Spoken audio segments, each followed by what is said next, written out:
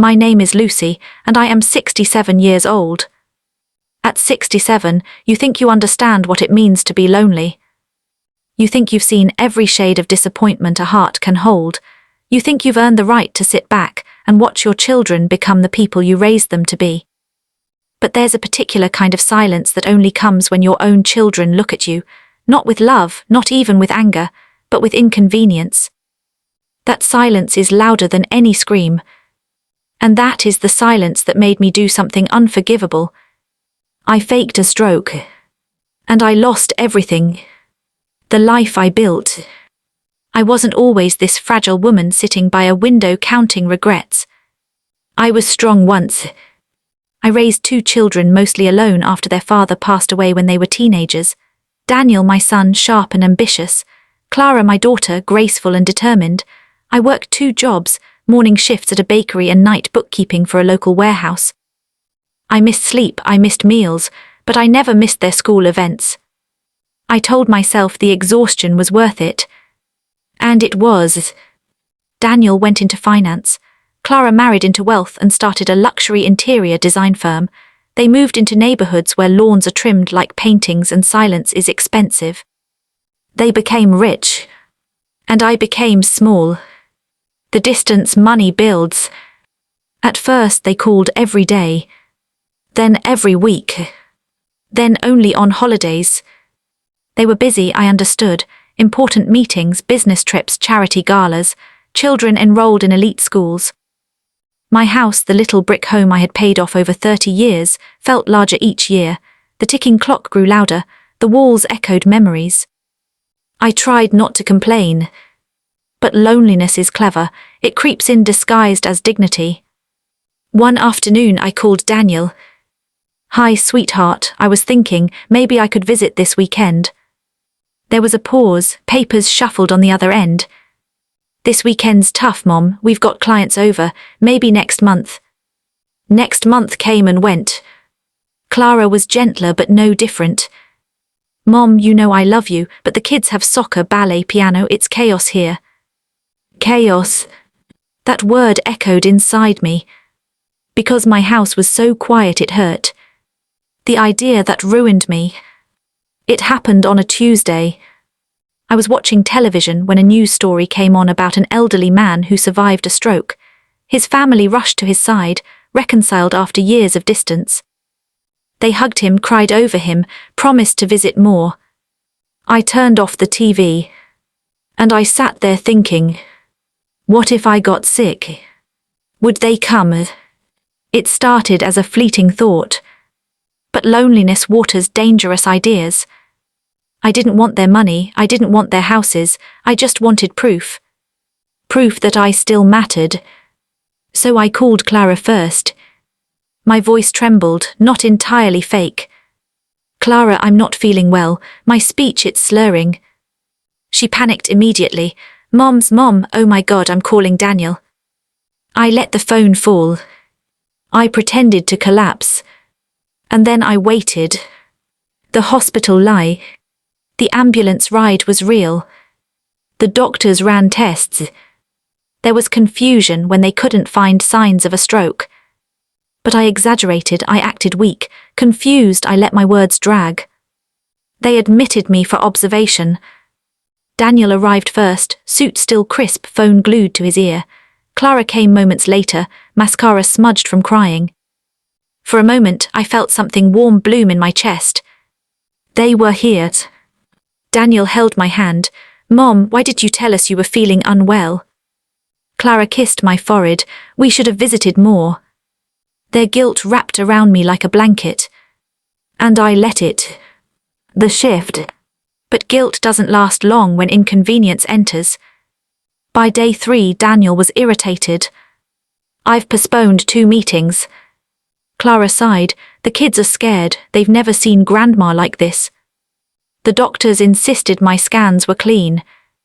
"No evidence of a stroke," one neurologist said gently. "Perhaps stress." Daniel's eyes narrowed. "Mom," he said slowly, "are you sure you had symptoms?" I avoided his gaze. The lie began to feel heavy. But I doubled down. I couldn't move, I thought I was dying. Clara hugged me, but something had changed. Suspicion flickered behind her kindness. The truth comes out. On the 5th day, a nurse entered when she thought I was asleep. She whispered to another nurse, "She's perfectly fine neurologically. I think she's just lonely." Lonely. The word strung. Daniel had come in early that morning. He heard it too. I saw the moment understanding dawned on his face. Not compassion. Not sadness. But embarrassment. When Clara arrived, he told her privately. I watched them argue in hushed tones. Then they both stood at the foot of my bed. "Mom," Daniel said, voice cold, "did you fake this?" My mouth went dry. I wanted to confess. But pride is cruel. I was scared, I whispered. "That's not what I asked," Clara said. Silence.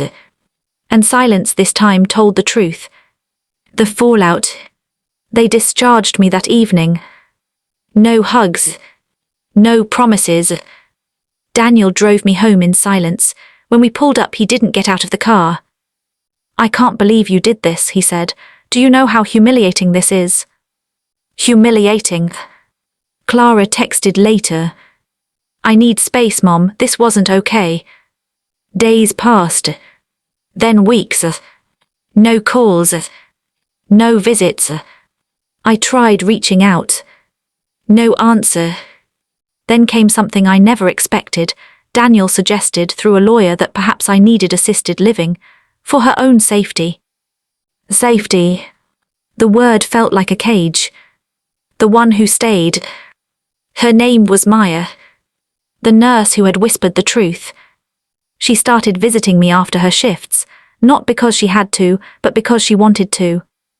She brought soup, sat with me, listened. She was young, 28, living paycheck to paycheck, supporting her younger brother through college. One evening I broke down. "I ruined everything," I said. Maya didn't judge me. "You were desperate," she replied softly, "but love forced by fear doesn't stay." Her words settled into me. No one had spoken to me with such honesty in years. Not my rich children. Not anyone. Losing more than pride. 3 months later, Daniel and Clara came together.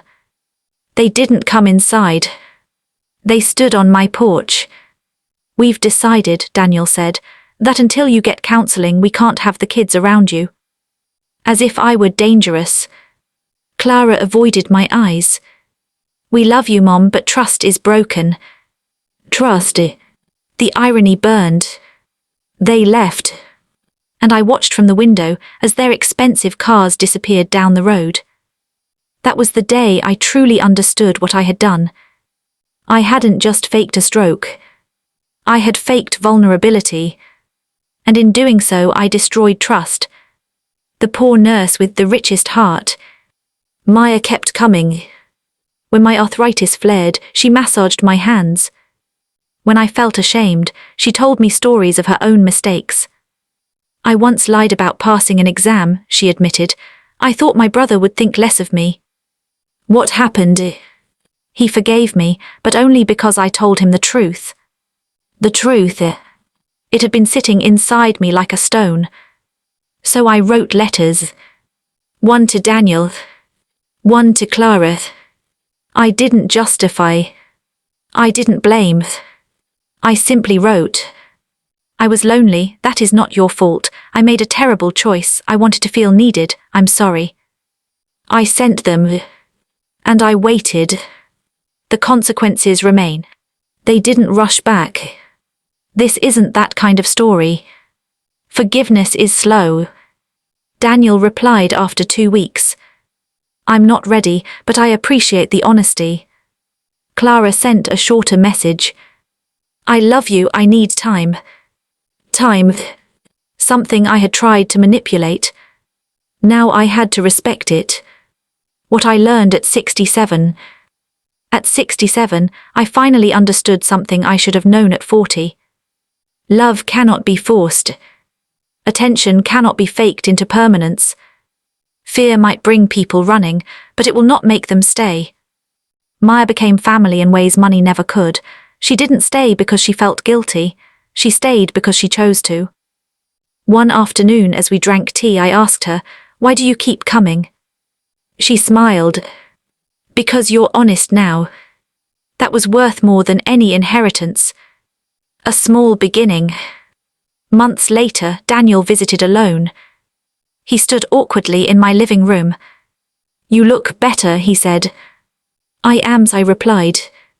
We talked not about guilt, not about blame. Just about life. It was fragile, careful, but real. Clara brought the grandchildren weeks after that. They hugged me cautiously at first. Trust grows slowly after it's broken. But it grows. The moral: if you are lonely, say you are lonely. If you are hurting, speak the hurt. Do not manufacture tragedy to test love. Because when you fake a fall, you might not be able to stand back up in the same place. I faked a stroke and lost everything. But in losing everything, I found the truth. At 67 years old, my name is Lucy, and I have learned that love built on honesty may be quiet, but it is the only kind that lasts. And sometimes, the poorest person in the room carries the richest heart.